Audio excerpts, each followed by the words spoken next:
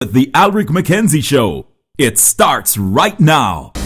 His outstanding years in theatre has placed him in the hearts of many. Glenroy Campbell is here with us.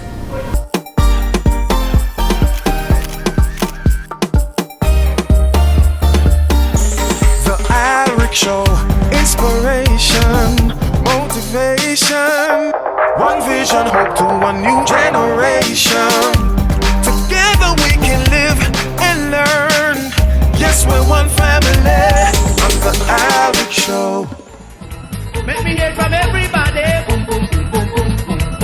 It was his role as the dancing policeman in Fab Five's music video, Ring Road, that led to his career in theatre. I'm not sure if that's a sequence, but anyway. Something like that. People start to notice me. When you feel the beat, the policeman really sweet. Him dash way him button and him hail me. No. How did he get that role? I actually started theatre in 1981 with Louis Marriott, and the production was called New Jokers, and for that production, Grub Cooper and members of Fab Five did music and arrangement for it. So I became a part of the family from then. So in 1985, I think it was, that they were doing Ring Road Jam, and they say, Glenroy, come do a little thing for it, and dress from the police clothes. You would have been how old then? I would have been 20, little tops. Little bit, okay. Yes, because I started at 17. So after a couple of years, and they called me up to do this little role for them, and people started noticing me. I mean, I was acting for about 5 years before, and nobody never really knew me more than so. But that's the power of television. Yeah, yeah. Music videos were just coming out then, and I was one of the stars. Well, a lot of people don't know you're working on 9 to 5. Yes. A lot of people don't know anything much. What was that 9 to 5? I started first with government. I was with Ministry of Agriculture, Lands Department, on North Street. I spent about 3 years there, and then I went over to Jamaica Telephone Company. And I spent 10 years doing public relations at Telephone Company. I mean, the joke was some of the times when people would call and, is this the PR department? I have a problem with my line, you know. I'm on the phone up on woy. Okay, yes. Okay, let me take the information and I'll get back to you. Who am I speaking to? This is Glen Campbell. Who? Glen Campbell. You mean idiot? Glen Campbell? What if you want to call it that? And it actually helped a lot of times with the rapport I had with people, because they knew somebody. It was not just a voice now and a name. Right. They knew the idiot. So the idiot, they work at Telephone Company. I mean, I call that idiot if me not get my phone. So, and even if they called in frustration, they were able yes, it was kind of like ease. A buffer. Yes, it was kind of take them down a little gently, you know, and then feel a little better after. So I was an asset to the company. Yeah. No, the stage, you're on stage. The stage is a powerful platform. It comes with a lot of responsibilities. Oh, yes. How do you step into this role at times, knowing that you have the responsibility to us? Yeah, it is sometimes frightening. But if you go forward with the thinking that this is your God-given talent, and say don't hide your talent under a bushel, so I'm going to go with it. And this is my way of contributing to well-being or the development of society, of my fellow man. And so it's almost like it's a duty that I have to fulfill. You probably, do you see yourself as a messenger, as in no on the heart? As in no on the heart. Wow. that play, I remember that play was funny. That was Oliver expected his son, to come back as a doctor, but he came back as a messenger, Rastaman. Yes, you know. Yes. But even so, these would have been a lot of experiences for real people that you bring back to stage, right? How do you? A lot of people look at it on the surface that you know, want to laugh, we could go to the theater, and that's all good and well. Right. But we here, especially at Jambies, they say that theatre sometimes imitates life, or is a mirror to life. And we maintain that within the entertainment, we need to inform, we need to educate, we need to, at the very least, provoke thought or thinking. Inspire, motivate. Right. You know, people come to me and, boy, Mr. Campbell, I was having difficulties with my child, you know, behavioral issues and so on, and bring him to the play, and I see a change in him. You know, he's not as angry anymore. He smiles a little more, and he's a little more pleasanter. And so people, it reaches people in different ways. Someone will come and say, I had a neighbor who was depressed to the point of suicide, and I brought them out to the show. And just sitting in the auditorium, and 200 and something people around them laughing and feeling good, make them think differently.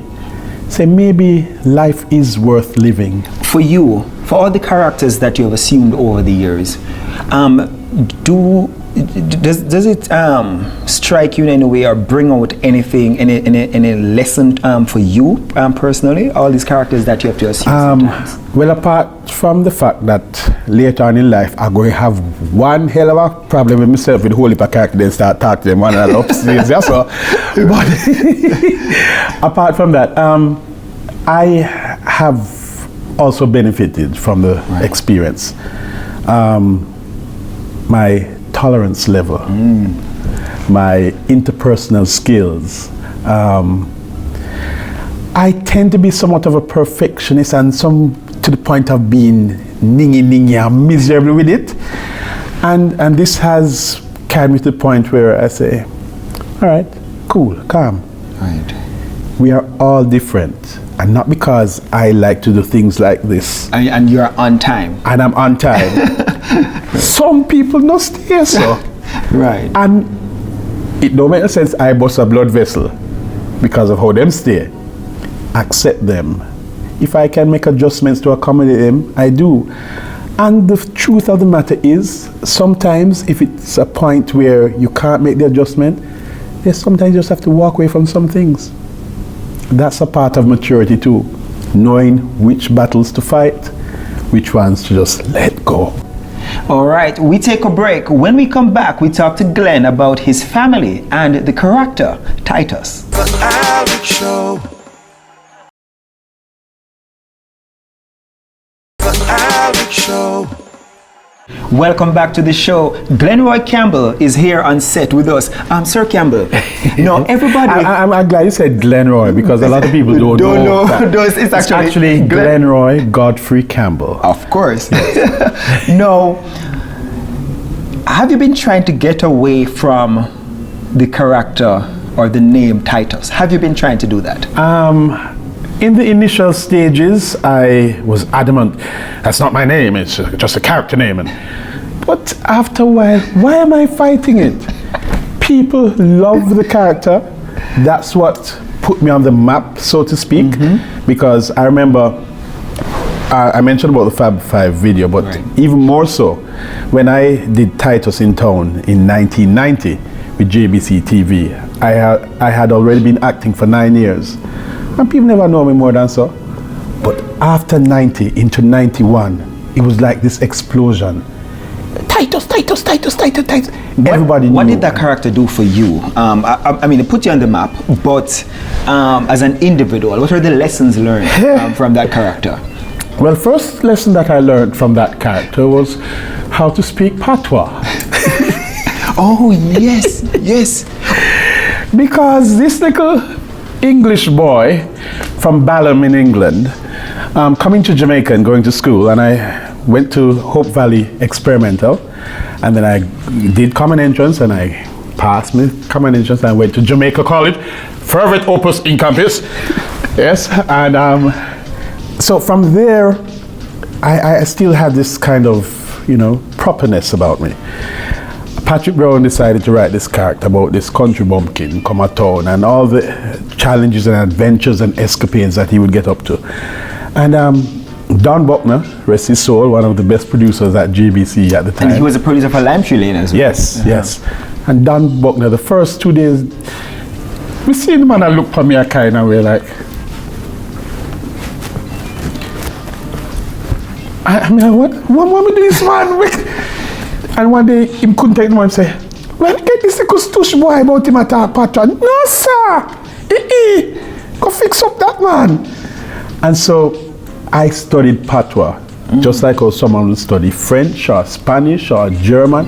And after, I think it was about 4 or 5 episodes, and, you know, Don started to look at me and smile. Accept that stuff. Something must be alright.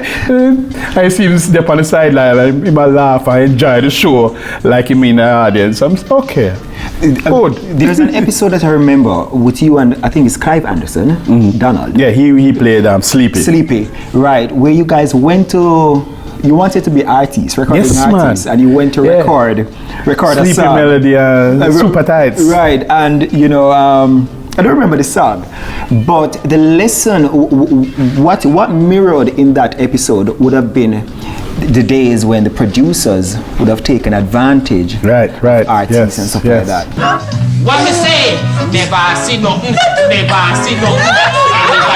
Everybody ask me, never see nothing, never see nothing. Anybody ask me, never see nothing. Over the years, on stage, here at Center Stage, here with Jambiz, what are some of the most memorable shows that you have done and characters? And even so, before we get there, you play multiple roles in some of the shows. Yes. How much of a task is this?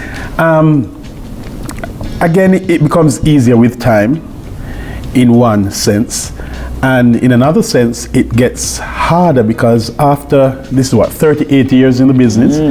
And if I was to say, calculate 2 characters, I'll probably do 2 productions, they're about a year. So if we say 2 characters a year times 38, we're talking about 76. So that would be at least 76 different characters to date. And so each time it comes a little harder to find something new and something different to make it fresh and, you know, interesting to an audience who, thank goodness so much, they've been so supportive. They continue to come year after year without asking what Glen is playing this year, or they just come and say, Glen in the show, send me 2 tickets. I love enough for that. What would have been your favorite character or characters over the years? Productions that come to mind, Love Games. Love Games was one where we had some great bits of theatre in terms of special effects and story and so on. Ladies of the Night also was very controversial in terms of looking at the ladies that work on the streets at night. And how did that storyline develop? Did you guys have to do like, you go and interact with these ladies to learn? Oh yes. And police jaw dump on some of the female actresses them too, because them in dragnet a come and then they on the ends when the net come and they get caught. Yes, and I have to go through explanation and officer. So you're saying the characters had to live the life on the street before they brought to the stage? Not live the life. Well, to spend the night with the ladies to learn. Learn. Be on the road and not necessarily go on tricks, so to speak, but they would have interacted, sat there. Some of the girls share their concerns, their difficulties, the challenges, the hardships that they go through, because we see them on the road and we'll cast all kind of aspiration and comments about them, and you know what kind of woman they are, but a lot of them, survival is the name of the game.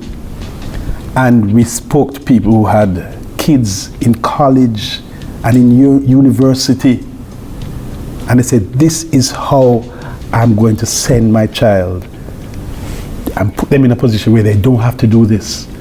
They won't be on the poverty line where I am, where I never finished school, I never get an education. I got pregnant at 13 or 14, and so I dropped out of school, and then after that the man kicked me out of the house. And Oh, the stories we heard, man. Wow. So ladies of the night, love games, and I also am very fond of Charlie's Angels.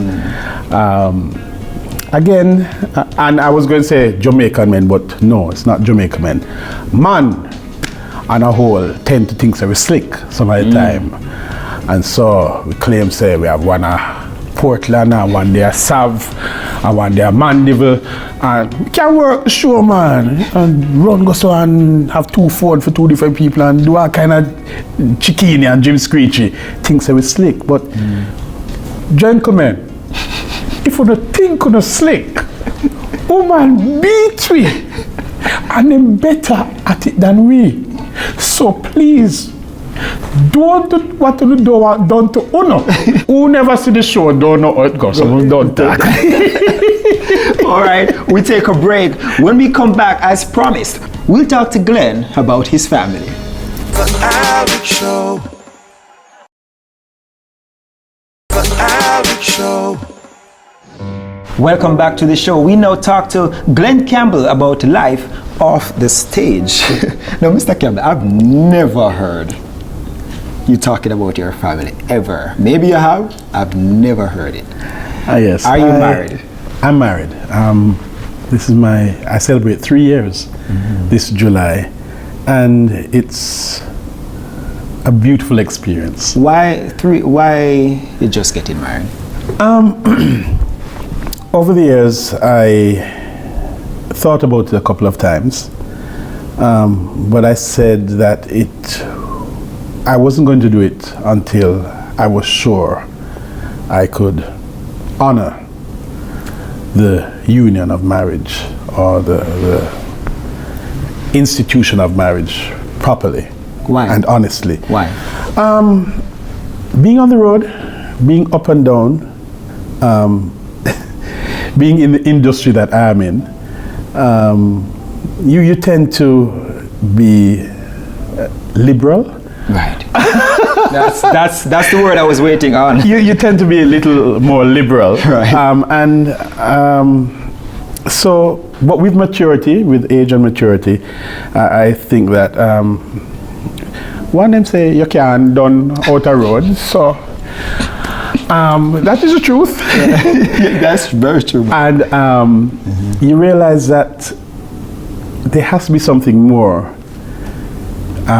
And so you start to pay more attention or be more serious about relationships and unions and coming together with someone.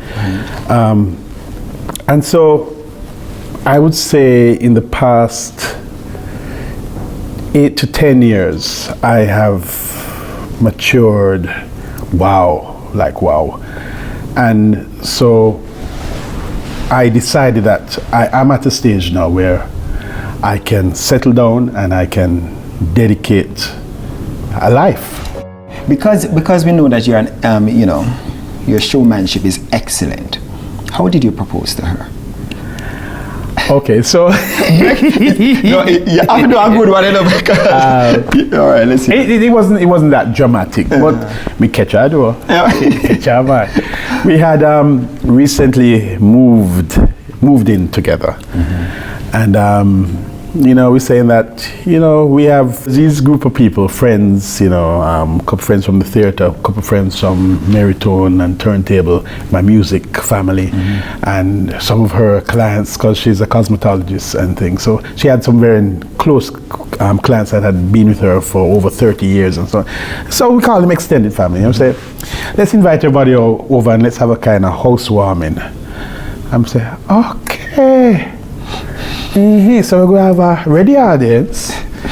You are going in your aki, go have a happy and thing and watch me and you. So I think I told probably 2 or 3 people and say, this I go down, So I tell the DJ, I tell a couple of people. And so, ladies and gentlemen, I just want to thank you all for coming out this evening. We felt it necessary to have family members here in our space, in our home. And Max, this is not what you think it is. It's not a housewarming here.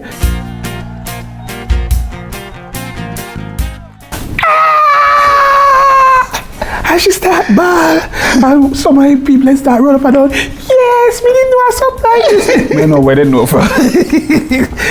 And she was caught off guard. And so the housewarming turned into an engagement party. Wow. Just like that. Just like that. Just like that. What was the wedding day like? Wedding day, she told me that I was groomzilla. She said she can't take the stress and I took over everything. So is it probably because you have been planning all your life? Your production? Yes. And so maybe, yes. Production? And my PR training, so event planning, so I know that, certain weeks before you do certain things and you send out save the date and you do this and you get the caterers and you get the venue and you get the flowers and I did pretty much everything. And it was a beautiful day. A beautiful, beautiful day. And one thing that we did a little differently, we block off Old Hope Road. We had the church at St. Margaret's, service at St. Margaret's, and we had the reception at Waterfalls across the road. Right.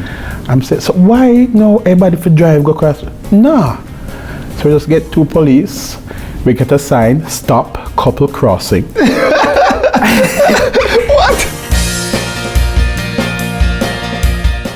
And the entire service, bridal party, everything, cross the double highway, cross to the other side of the road, and busted other people. Hey, what can I eat?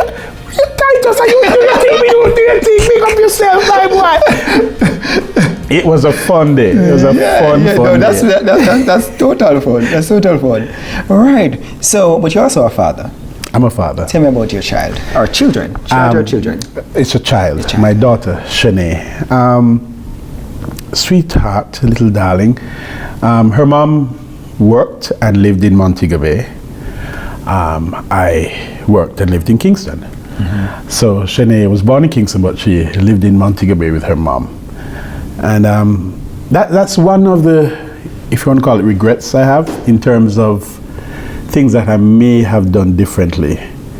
It's that I regret the lack of father-daughter time that I had with her when she was growing up. What is it? Is it the distance posed a little problem. Right.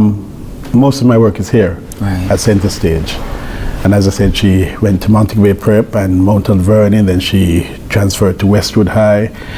And so a lot of the childhood memories that families and parents love to share, first step or first words, I got them secondhand. I was there.